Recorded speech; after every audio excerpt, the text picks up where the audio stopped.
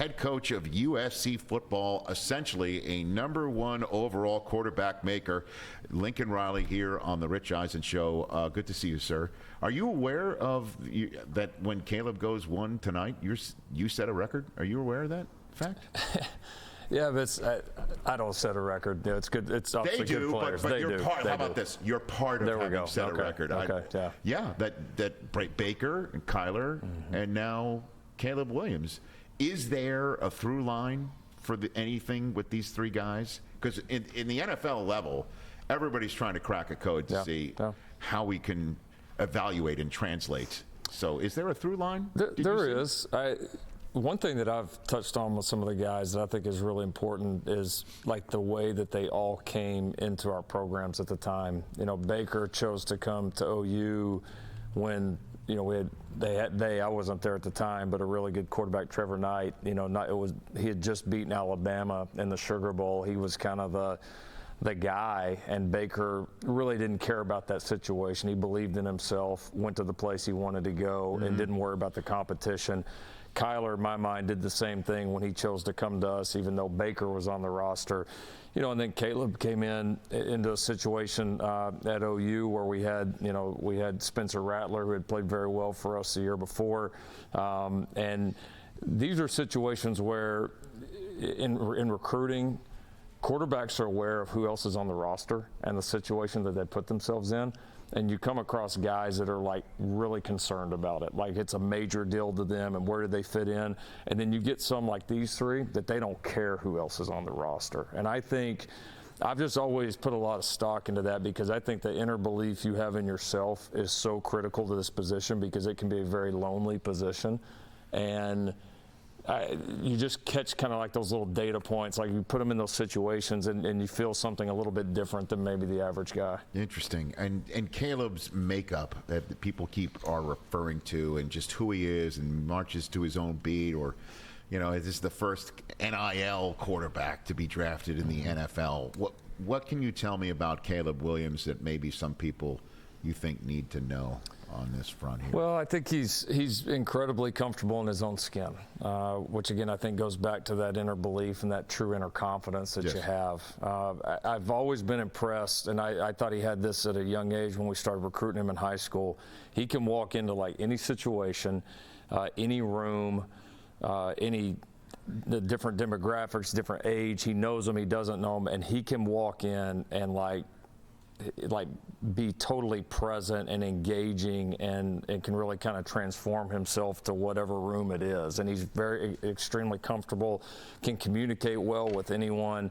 And I think that's important. He obviously made the transition well at OU. He made the transition happen look almost seamless at USC. I think it bodes well for him going into, if it is Chicago, that he's going to be able to handle that well. I appreciate you saying if. I noticed that too. No, I never counted. Pick up on that? Like if. Never counted it until it's done. When Baker Mayfield got taken, he didn't go to the draft. He did it at his house. So we get there, and I have not talked to the Browns any. I'm talking any. They didn't reach out to you? Zero. And and so when we got there, I pulled Baker off to the side. It was about 30 minutes before the draft started, and I said, "Hey, how you feeling? You know, and this, that." He said, I think they might take me #1, the Browns. And I was like, "Oh, that's great." And all that. And deep down, I'm like, there is not a chance in hell they're taking, because I haven't talked to these. I've talked to 20 other franchises about this guy. Nothing. So I'm saying, like, no way that's going to happen. And then he gets a call. So you never know. The Browns never tire kicked you about Baker Mayfield. We didn't have one conversation. I've never heard that. Me neither. Yeah, I'm not saying they didn't do their due diligence and all, but I mean, you would think that, guy that coached him for a few years, there would have been a conversation at some point, but they obviously believed enough in him that they didn't need to hear from me. Provide an insight or two. So, and again, the insight on Caleb, I think, is crucial prior to tonight, and then obviously prologue to what's to come for him in Chicago. I'll say it definitively, but because I mean, even today, all the prospects who are going to be in the green room were brought together by the NFL. They're being shepherded around town. Sure. And all the players were dressed in the same zip-up, I guess, league-issued tracksuit or sweatsuit or whatever. And Caleb was dressed in his own clothes. And somebody's like, oh, that's Caleb just doing his own thing because that's him. And not in a positive way. It was just like he's all about himself. And there is an I and two I's in Williams or whatever. So I placed that in front of you to, give us some insight on him and who he is on that front as well. I've seen him as a member of his high school team and obviously two different teams in college, and he was very present with the team. I mean, the small things, the big things.